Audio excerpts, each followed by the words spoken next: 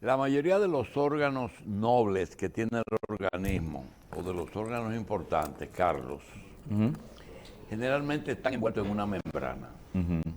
Vienen así de fábrica, Sí. ¿verdad? Y a veces esas membranas son afectadas por enfermedades de esas membranas.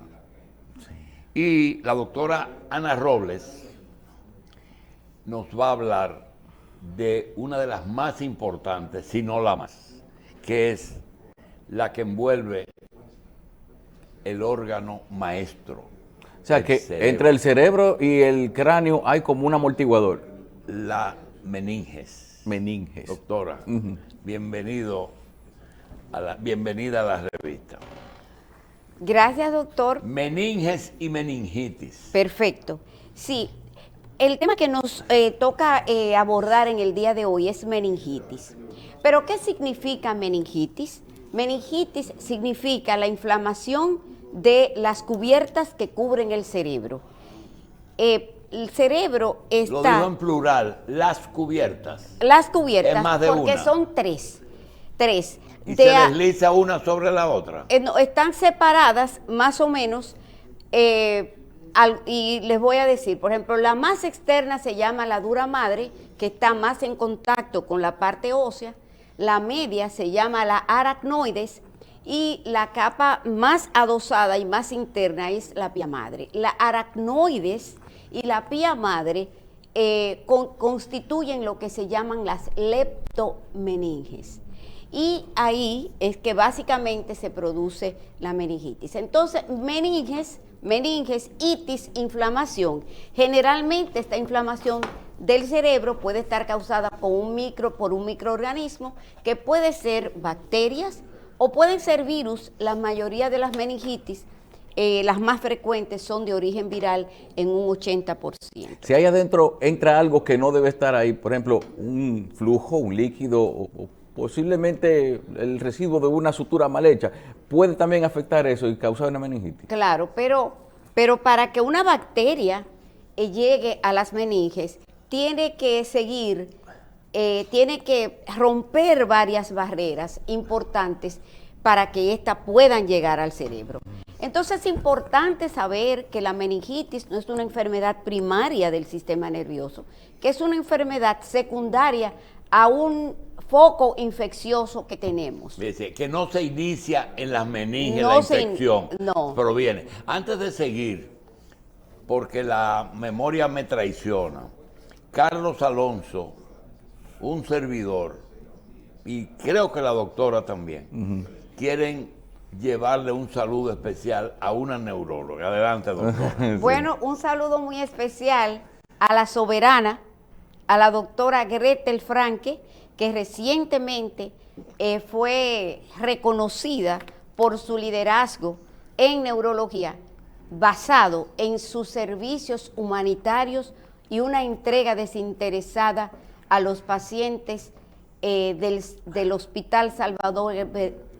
Gautier. del Gautier, Salvador B. de Gautier, en los pacientes precisamente muy necesitados. Gretel es recordada y como la doctora de más entrega y más dulce que ha tenido el hospital. Incluso ella se pensiona y ella sigue dándole apoyo a esos pacientes. Incluso, deja decirte que cuando los pacientes iban al departamento de neurología, cuando yo estaba allá, era trágico para un paciente que no fuera ella que lo atendiera. Ya eso se acabó en medicina, Ay, el sí. médico que añoña al paciente. Ay, doctor. Bien, Pero bien. la doctora Franke... Saludos para la doctora Gretel. Entonces dígale Vamos a que usted seguir, quiere vamos que a la se- vamos a visitar. Vamos a visitar a los tres. Doctora, vamos a hablar de las meninges. Las meninges, usted dice que son las tres membranas que cubren el cerebro y que cuando hay meningitis no se trata de una inflamación que la produce un elemento en ese lugar, sino que es sistémico, que llega ahí. Primera pregunta, cuando hay trauma, que hay una hemorragia que dicen de que es subdural, es que la sangre se aloja en las meninges. Así es, o sea, un hematoma subdural o puede ser una hemorragia en las meninges por secundaria al trauma. ¿En cuál En la membrana que es más leptomeninges, común? en la cuál es? leptomeninges. Pero hay diferentes tipos de, porque ya no salimos del tema, de hematomas, hay hematomas subdurales, como su nombre lo indica, subdurales, dura madre. epidurales, y todo va a depender dónde se aloje la colección de sanguínea. Pero a propósito del trauma, cuando usted tiene un golpe, un traumatismo, eso es un foco de entrada directa para un microorganismo. O sea, no solamente el trauma te puede provocar el hematoma o la hemorragia meningea, sino también que puede llegar por vía directa un microorganismo a las Y meninges. cuando hay una inflamación de las meninges por una meningitis, es común que eso pase al cerebro, a la masa encefálica. Eso es muy importante, doctor, que usted lo traiga a colación. Muchas veces se confunde el término meningitis con encefalitis y dicen, no, las personas tienen meningoencefalitis. Tú puedes tener meningitis y eso implica solamente una afectación de las cubiertas del cerebro. Pero si tú hablas de encefalitis, eso es que hay una afectación del tejido cerebral, de la masa encefálica en sí. Pero también puede existir ambas cosas que se llaman meningoencefalitis, o sea, tú puedes tener en alguna situación los dos tipos afectada tanto la masa encefálica como las meninges. ¿Cuál es la más común de las meningitis? Las virales. Las virales. Pero resulta que las meningitis virales en un 80% son autolimitantes y no dejan secuela. El otro 20% de otros tipos de virus sí, que hay virus muy importantes que sí afectan bastante el cerebro. Pero cuando nosotros hablamos de meningitis es casi, está como muy claro saber que nos referimos a la meningitis de origen bacteriano y eso va a depender los gérmenes de la edad. Pero si es de origen bacteriano o viral y no tiene su origen en la misma meninge, cuando hay meningitis generalmente aparecen esas infecciones en otros órganos del cuerpo. Mire cómo es, doctor. La meningitis es una enfermedad secundaria. Generalmente tú encuentras un foco de neumonía. Si tú tienes una neumonía y tú no la tratas bien, es posible que tú llegues a hacer esas bacteremia, esa septicemia y eso llegar al cerebro. Si tú tienes un foco en una sinusitis, una mastoiditis, o sea, algo que implique continuidad al cerebro, una otitis maltratada, eso puede llevar a tener una meningitis.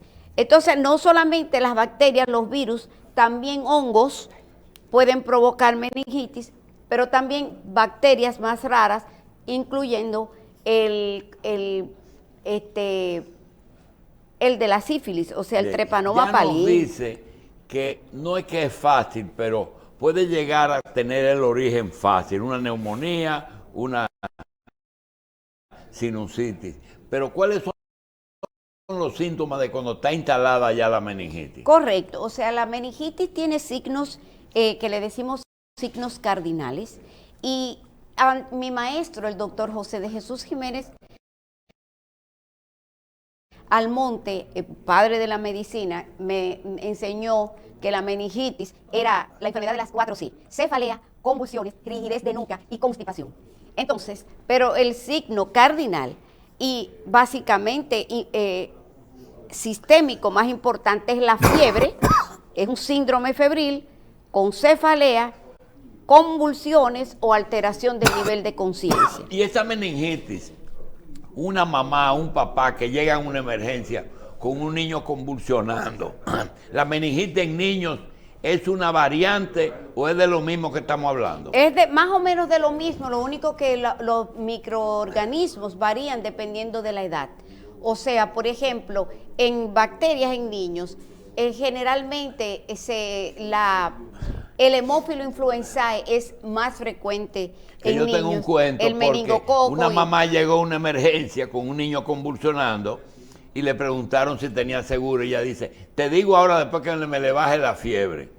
Sí. Qué bien. Mire, doctor, Por ejemplo, los gérmenes más frecuentes de las bacterias son la Neisseria meningitidis, el neumococo y también el hemófilo influenza. Pero, por ejemplo, eso se invierte dependiendo si es adulto o dependiendo si es niño. Y lo otro importante es recordar que la meningitis tiene unos grupos que son más vulnerables que otros. Por ejemplo, el niño y el adulto mayor son más vulnerables como grupo etario para presentar meningitis grave. Y también que la meningitis tiene diferentes formas de inicio. Sí. Un inicio agudo o hiperagudo en menos de 24 horas, pero también, doctor Jacín, una causa muy frecuente de meningitis es la que ocurre después de intervenciones neuroquirúrgicas, por manipulación neuroquirúrgica, y ahí existen otros gérmenes que tienen que ver con el estafilococos, etcétera, etcétera. Varios tipos de estafilococo con más frecuencia. ¿Es difícil tratarlas, doctor? No, no es difícil tratarla, pero es importante tratarla a tiempo. ¿Deja secuelas? A veces sí, a veces no. Un 15% varían las estadísticas, a pesar de que a mí no me Doctora, gusta. de 1000 casos que le llega, que llaman a un neurólogo por algún tipo de emergencia, ¿cuántas son meningitis? Mira, yo no podría, menos de un 1%. ¿1% o por 1000? Un 1%. 1%. Pero es que recuerde, doctor, nadie va a ir por meningitis. Una persona puede ir por cefalea y fiebre. Una persona puede llegar a una emergencia con fiebre y convulsionando. Una persona puede llegar, un niño puede dejar de querer chupar la mama, o sea, un niño puede no querer tomar el seno, y eso es un signo de meningitis. La irritabilidad en un niño es un signo de meningitis. Y en los adultos puede variar la sintomatología, ¿no? Bien, queremos anunciar algo. Hemos tratado con la doctora Robles de concientizar un poquito. Ahorita hablábamos con el podólogo y le decíamos, porque ustedes, ¿cuántas enfermedades en los pies se pueden originar por problemas neurológicos? Y me mencionó 2 o 3. Y nosotros quisiéramos seguir la costumbre con la doctora Robles de que por lo menos 2 veces al mes ella nos ayude con esas enfermedades neurológicas, que son mucho más de las que mucha gente se imagina, porque también ella tiene una solución de continuidad con los psiquiatras y con otras enfermedades sistémicas. Doctora, vamos a la neurología y la marcha. O sea, ¿qué en común tiene el podiatra con los neurólogos? Los trastornos de la marcha. Entonces los trastornos de la marcha se pueden ir desde un simple problema degenerativo, que no es simple, perdón, o desde un cuadro de una neuropatía o un cuadro hasta de una hernia discal, hasta un gran problema degenerativo. Igual que, doctora, y vascular del sistema nervioso. Con excepción de los accidentes que llegan a emergencia y llaman al neurocirujano, la mayoría de las cirugías programadas son referidas por los neurólogos a los neurocirujanos. Así es. ¿Verdad? Que es la cirugía de mayor cuidado. Doctora, vamos entonces a programar por enfermedades participaciones para que la gente sepa la importancia de la neurología, porque también ellos están muy ligados a los psiquiatras, tú oyes. Los psiquiatras ahora se llaman neuropsiquiatras. Y ellos dicen una megalomanía brutal. Mire, pero antes de que se vaya, con respecto a eso que usted decía de la posibilidad de meningitis por manipulación quirúrgica, es que dura mucho tiempo para recomponerse esa membrana después que le abren No, es a la que gente. tú manipulaste y directamente tú tú manipulaste un cerebro, y decía Ney Arias que yo no estaba como muy de acuerdo. Pregúntele al doctor Jacín, coco que se abre, coco que se pudre. Sí. Pero en esa época no estábamos tan avanzados con los antibióticos. Pero doctor, no era cierto que el doctor Arias decía eso. Sí, coco que se abre, coco que se pudre. Ay, entonces él No, y automáticamente le daba todo lo mejor que él tenía en esa época de antibióticos. No, y después que se le abre, se le saca el agua al coco, no puede volver a entrar tampoco. No, pero yo no estoy de acuerdo con eso. Las formas de penetrar ese cráneo, a veces una un pollito, pero a veces. Sí, Doctora, pero gracias. espérese, una Diga. cosa. Sáqueme de una duda. Por ahí anda un individuo que le atribuyen su mala conducta a que tiene una placa de hierro una de titanio en el cráneo. Entonces eso también tiene que alterar de alguna manera lo que... No, yo creo que él tiene esa placa de titanio por su mala conducta. Ok. Porque lo que yo puedo pensar es que si él tiene una placa de titanio, o fue que le dieron un tablazo en la cabeza por su mala conducta, o tuvo traumatismo, o tuvo lo que fuera. O sea, fíjate una cosa, es importante que cuando tú tienes algo que te operan, por lo que te operan y te hacen algo, o tienes una enfermedad neurológica, la personalidad de base, lo que tú eres de base, eso surge posteriormente. Tú sabes que cuando los pacientes están en coma o están en estado de alteración del conocimiento, a veces su subconsciente los traiciona, dicen muchas malas palabras y estaban inhibidos de una manera u otra y dicen muchas cosas. Sobre todo cuando despiertan de la anestesia también. De la anestesia. Muchas gracias, doctor. Hay locura traumática, ¿eh? Sí, hay síndrome de postraumático, hay varias, hay depresión postrauma, hay una serie de cosas. Ahora se ha ampliado todo y se ha clasificado, pero sobre todo a mí me gustaría tratar el tema que trata su amigo de Sena, que es la encefalopatía aguda postraumática. Es un tema precioso. En la enfermedad de los futbolistas. Lo que pasa es que anteayer teníamos una doctora que trata el tema de dicción, de cuando una gente tiene un problema, un ACV, que después tiene que aprender a hablar. Eso está íntimamente ligado a la neurología, porque son ustedes los que refieren. No, pero claro que sí, totalmente, sí. La doctora Iris Lara tiene un evento que, por cierto, es hoy y mañana. Así es que a la doctora Robles, gracias, y nos vemos a cada rato con ella.